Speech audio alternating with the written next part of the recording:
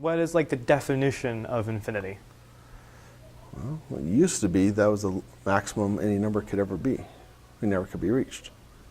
Does it refer more to the concept of being unreachable? Like it's not the farthest number away. It's referring to the fact that the end quote unquote is so far away. Like it refers to the number line more than the number itself. Yeah, because to us, infinity is beyond our scope in a lot of ways. But then also, as we grow up in technology-wise, it's our reach gets bigger and bigger. So infinity's getting larger in some sense. Like we talked about earlier, they've come up with new terms, new classifications, because it's not enough. It used to be like that 1,000 was just huge, but now it's like, oh, it's nothing. Right. People used to make, say, $20,000 and a whole family of four could live off that. Nowhere anymore. You know, it just keeps scaling from small things like a family to infinite things like space travel. Right. And would you agree with the idea that there's different types of infinity? It makes sense. Because like you said, as kids, we always thought of infinity was the biggest thing. That's part of dares and jokes and puns. But as we get larger in our reach for stars, for space travel, maybe even beyond that, probably we need bigger numbers to classify and to organize those values. Because you can only say just +1. Right. So something that I encountered in my research, something I didn't tell you at the beginning of this, was that the infinite amount of decimal points in between 0 and 1, which is infinity, is technically bigger than the infinite amount of numbers from 0 forward. Of where the idea was that when you have a number line, you add 1. So you go 1 and you add 1, it's 2. You add 1, it's 3. But when it goes from in between 0 to 1, what you can do is you can cut it in half.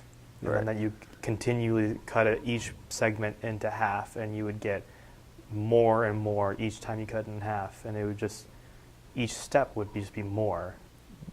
0 to 1 was more infinite, I guess. Would be, more infinite than 0 forward.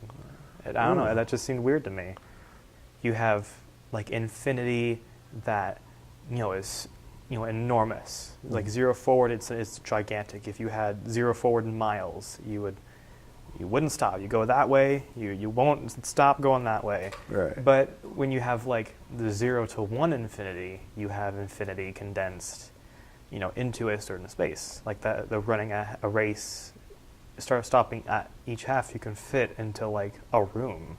And that would be infinity within a very small space, which when you hear infinity, that's not what you think of. You don't think of limits to infinity. Yeah. Which is weird because it's like in some of the math classes, like, it doesn't have an end point. Infinity doesn't have an end point. Well, I guess it does. I don't know if you can fit it within such a small space. I don't know. Does that give it an end point, or is it something else? It's more of, I think you come to the point of you can't make steps small enough to do the half. Would the lack of an end point be the lack of, like, if you keep getting smaller and smaller, there's not like a definite, this is the smallest that is possible? Is that like why there's no end point, why it's still infinity? I think some of it is just because we don't know a lot of things. So yeah, since we can't reach the end yet, maybe we never will.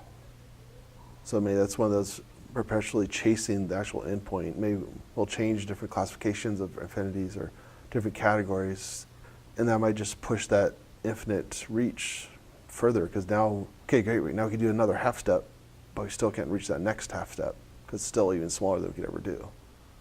So it might be just a goal to guide us or push us to keep searching, to keep exploring, to find that next half step.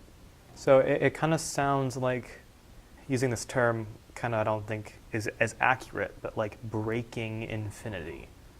If what is the end point by our definition of what we know of science and what we know of the world, and at that end we have infinity based off of that, if we do something that gets us past that point, would we have broken our current thought of infinity?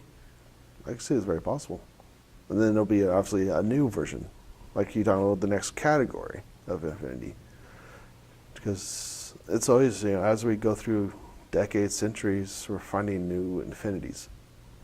Well, not every, but most, I guess, eras, we always seem to know everything about, we're top of the world in that era. We know everything.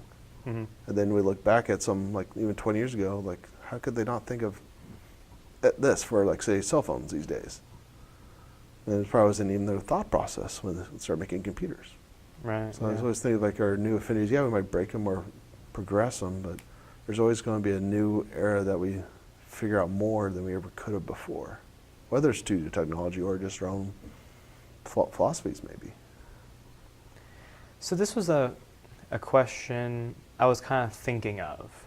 If we consider infinity, if we think of it as a number, which is not really, I don't think, but Right. if we kind of consider that it was, if we consider that infinity was a number and it was the farthest number away, Sure. then would it be possible to reach infinity if we did it through the means of infinity?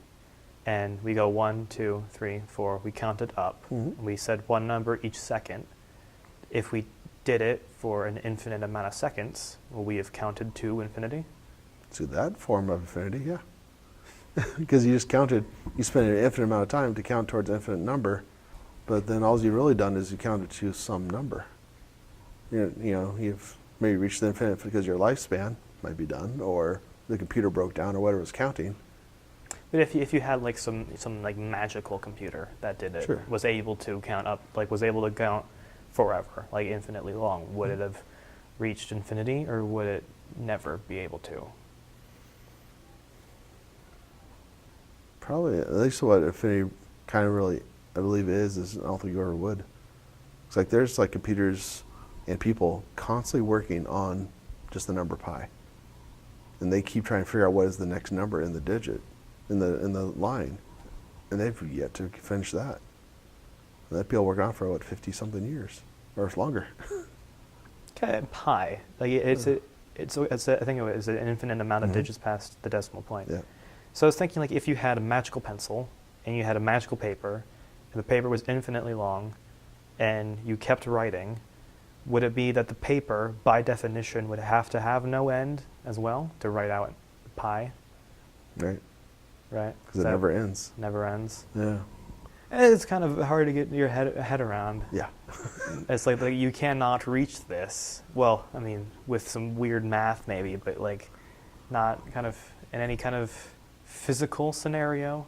Like it's like, if we could do math, and we'll get to this of how to get past infinity, but like in actual physical examples of counting to infinity, writing down pi will always be endless, right? So it's just +1 and you'll have something higher. Right. It's a crazy thought that you'll never, it just really is a goal, but you never reach that goal. Yeah. But that's what pushes a lot of people to explore, to continue trying, find more things, usually by mistake. There's another thing, like if you had like an infinitely big room, right? Okay. And it is infinitely big, it would have to have an infinite amount of space in it, right? For said size room. Yeah, if it was an actual completely like fully closed but hollow like room, and it was infinitely big, Right. it'd have an infinite amount of space inside it, right? Right. But the walls would also be infinitely wide, or infinitely long walls, infinitely Infinitely expanding too. Yeah, infinitely Yeah. expanding.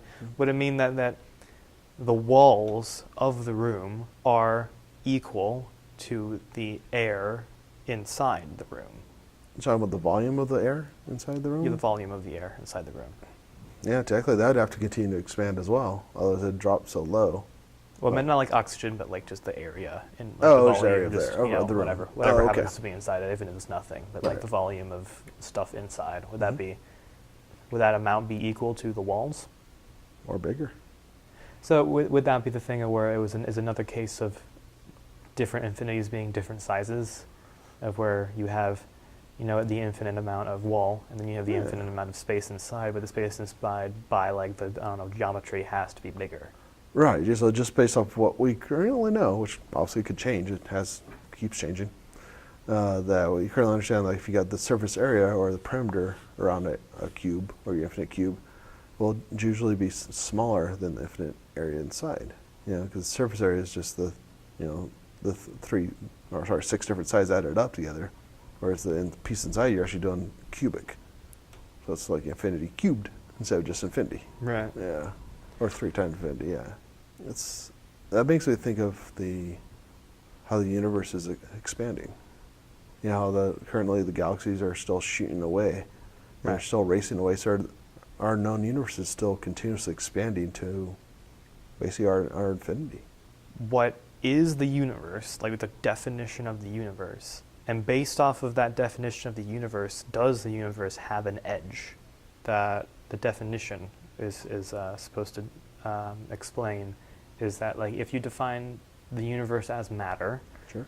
then if you somehow were to look onto the universe and you were like really, really far away and you were looking in on the entire universe, then where there's like, and you stopped time and all the matter on the farthest out from the center, the matter, all of that, where the matter stops when you froze time, is that like the edge of the universe?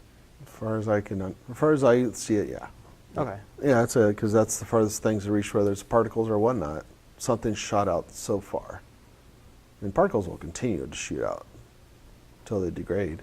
But So if these particles and all the matter, and if you froze time, they stopped, that would be like the edge of the universe, quote unquote. right. Then would that mean the universe couldn't be infinite because it has an edge? It's still all contained into like parameters. Well, that's because you froze time.